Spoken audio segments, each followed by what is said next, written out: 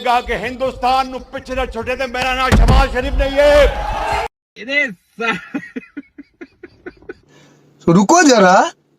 Pakistan ranked among least resilient nations in global investment risk index. Pakistan کو دنیا کے بدترین سرمایہ کاری کے لیے موزوں ممالک میں ایک رکھا گیا ہے. چوتیا بنایا تم کو. دنیا کے 226 ممالک میں سے ہمارا نمبر 222 ہے. گجب بےعزتی ہے. ہم کیا کر رہے ہیں؟ ہم قرضے کے لیے بھی قرضہ لیتے ہیں, ہم اس کے سود کے لیے بھی قرضہ لیتے ہیں. ہمارے یہاں ایسا ہی ہوتا ہے.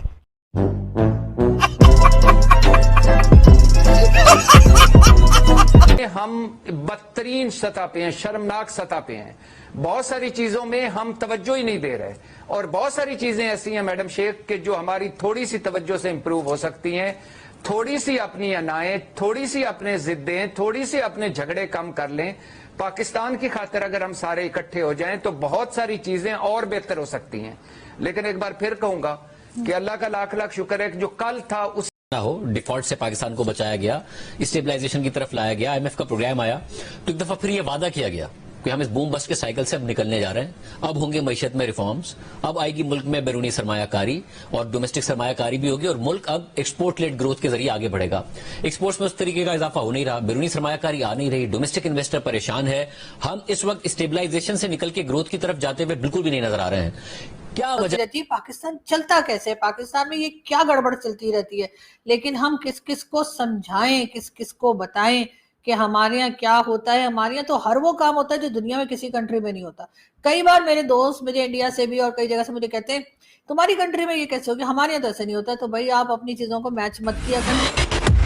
دوستو, پاکستان کا شہباز شریف آپ کو یاد ہوگا, اور منیر کے جوتے چاٹنے والے ٹکلے بھی آپ کو یاد ہوں گے جو میڈیا پر بیٹھ کر بول رہے تھے کہ اب تو ٹرمپ نے وائٹ ہاؤس میں کہا ہے میرا فیوریٹ فیلڈ مارشل, میرا فیوریٹ پردھان منتری شہباز شریف. اب تو دودھ کی ندیاں بہنے والی ہیں پاکستان کے اندر, پرنتو وہ ندیاں 2-3 ہفتے ہی نہیں بہ پائی ہیں اور سوکھ گئی ہیں, کیونکہ ایک رپورٹ سامنے آئی ہے جس میں پاکستان نمبر 1 دیش بنا ہے, اور وہ نمبر 1 دیش ہے گھٹیا رینکنگ کے معاملے میں. یعنی پاکستان انویسٹنگ کے حساب سے ایک ایسا گھٹیا دیش بنا ہے جو کہ دنیا میں 226 دیشوں میں سے 222ویں نمبر پر ہے, اور اس کو دیکھ کر کوئی بھی دیش ان کے منہ پر تھوکنا نہیں چاہتا, پیسہ دینا تو دور چھوڑو, یہاں تک کہ شیخ بھی ان کو پیسہ دینے سے کترا رہے ہیں. اور اس رینکنگ کو سن کر پاکستانی اب شہباز کو گالیاں دے رہے ہیں. ذرا یہ دیکھیں,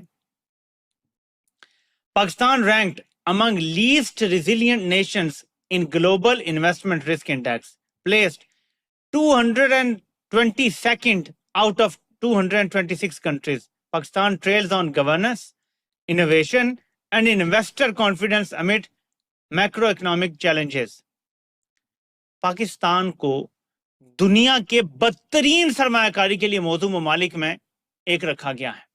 دنیا کے 226 ممالک میں سے ہمارا نمبر 222 ہے.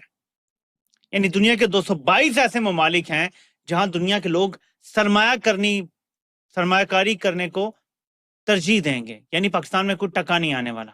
ایک اور خبر سن لیں.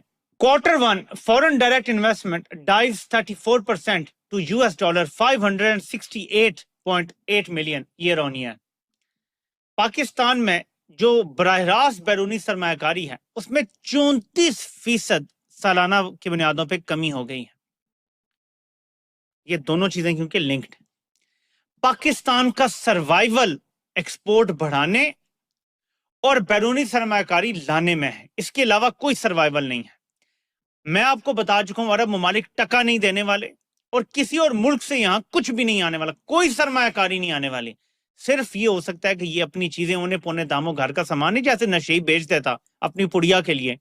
اس ٹائم پڑیا ہے ایکسٹینشن, اور ایکسٹینشن کے لیے پہلے لوازمات اور پھر ایکسٹینشن کے بعد اگلے 10-12 سال کی سپورٹ. اس کے لیے کیا ہے, نشئی گھر کی چیزیں بیچے گا, اور کچھ ہمارے پاس نہیں ہے. تو یہ 3 چیزیں دیکھیں, یہ بہت بری طرح پھنس گئے ہیں.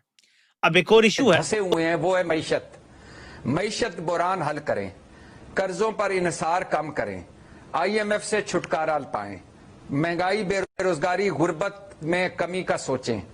आबादी बम हर साल, मैडम शेख आज मैं पढ़ रहा था कि हर साल हम न्यूजीलैंड जितनी आबादी पैदा कर रहे हैं, तो आबादी बम हमें खाई जा रहा है, ये फटने के करीब है। खसारा ज़दा इदारों से जान छुड़ानी चाहिए और अपना हाउस इन ऑर्डर करें।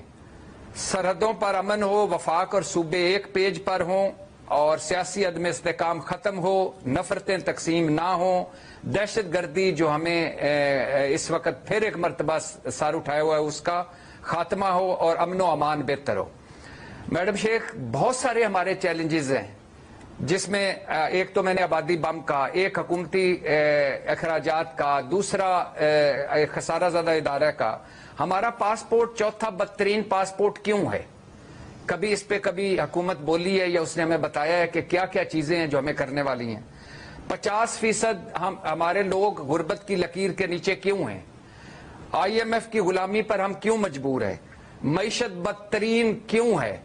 8,000 अरब कर्जों का सूद अदा करने के लिए कर्जे। सरमायाकारी क्यों नहीं है उतनी जितनी बताई जाती है? सरमायाकारी कैसे आएगी? लॉ एंड ऑर्डर बेहतर होगा तो सरमायाकारी आएगी, सियासी अदम इस्तेकाम खत्म होगा तो सरमायाकारी आएगी, और बिजनेस फ्री या बिजनेस का आइडियल माहौल बनाया जाएगा तो सरमायाकारी आएगी। महंगाई, बेरोजगारी बढ़ रही है मैडम शेख, दहशत गर्दी हमें खा रही है, सियासी अदम इस्तेकाम हमें खा रहा है।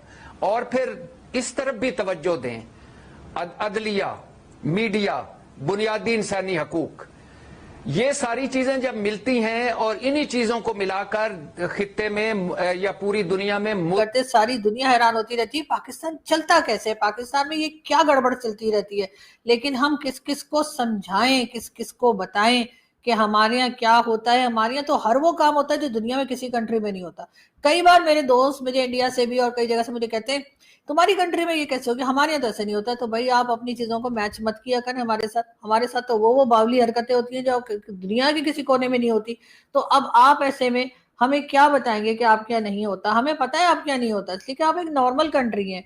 अगर आप पाकिस्तान होते या पाकिस्तान की तरह क्रिएट किए गए होते, क्योंकि मैं नहीं समझती कि पाकिस्तान आजाद हुआ था। वो जो कहते हैं ना, हमारे कई हिंदुस्तानी दोस्त भी कहते हैं कि जी हम दोनों तो एक ही दिन आजाद हुए थे, तो फिर हम ऐसे क्यों और आप ऐसे क्यों? तो भाई बात ये, आजाद आप हुए थे, हमें तो क्रिएट किया गया था, पाकिस्तान तो था ही नहीं।